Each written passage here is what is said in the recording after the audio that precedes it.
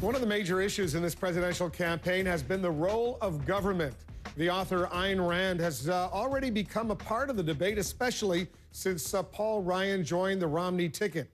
CNN's Poppy Harlow has a closer look now at this controversial figure and how she's showing up in the race. They started cropping up 3 years ago after the financial crisis. Signs about John Galt and Atlas Shrugged. For some, Ayn Rand's famous novel and its hero offer a roadmap. I believe Ayn Rand, especially Atlas Shrugged, has the answer for the problems we're having in this country today. Among those inspired by Rand's writing, vice presidential candidate Paul Ryan. The reason I got involved in public service, by and large, if I had to credit one thinker, one person, it would be Ayn Rand. But who was she? Ayn Rand was a Russian-born Jewish intellectual. She was the product of a totalitarian culture who developed a fervid sense of individualism and individual rights. Biographer Ann Heller says Rand was a teenager when the Communist Army seized her father's pharmacy. The Red soldiers marched in, shuttered the doors, put a red banner across the door, and her father never worked again, and she was there to see that humiliation. She came to the U.S. in 1926 and soon became fearful of what she saw.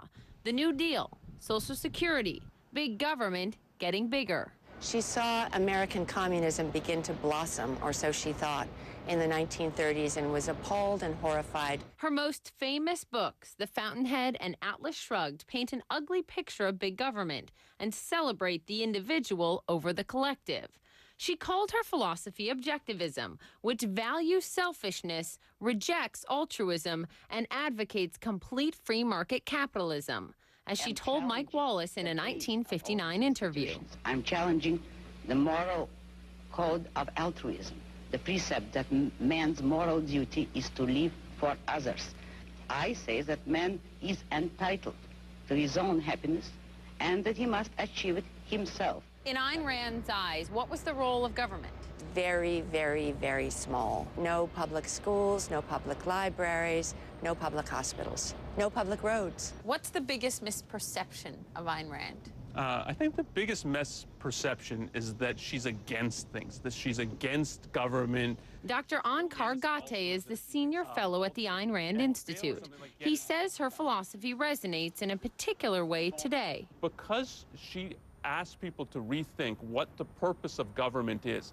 As a result of this financial crisis and what the government did in response. So she would have hated the bailout of Wall Street, the bailout of the auto industry. Yes, she was opposed to handouts for anybody and everybody, including businesses. Author Gary Weiss thinks Rand's views can be seen most strongly in efforts by some conservatives to cut back on social programs. She made it sort of morally justifiable to be really harsh in your treatment of the poor. So what would happen to people in her ideal society that cannot help themselves? Who would take care of them would be friends, families. They'll do it out of a sense of benevolence, out of a sense of generosity. But not out of a sense of religious duty. Rand was an avowed atheist. She thought that Christianity and communism were two sides of the same coin. Which may be why, more recently, Paul Ryan has stepped back from what he said in 2005. I grew up reading Ayn Rand, and it taught me quite a bit about who I am and what my value systems are and what my beliefs are. Her philosophy is kind of a ridiculous one, in my opinion. Objectivism. I'm a devout Catholic. How can you be, believe in that stuff? And Rand may have been equally dismissive of today's politicians. Do you think she would like President Obama? No. Would she like Mitt Romney? No. Would she like Paul Ryan? No. Why? Because none of them is a pure capitalist, and none of them agrees wholeheartedly with her.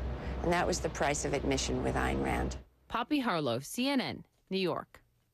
Just a few hours, we're going to see if Ayn Rand gets any mentions in tonight's debate coverage of the one and only vice presidential debate. It starts right after the Situation Room, 7 p.m. Eastern, only here on CNN.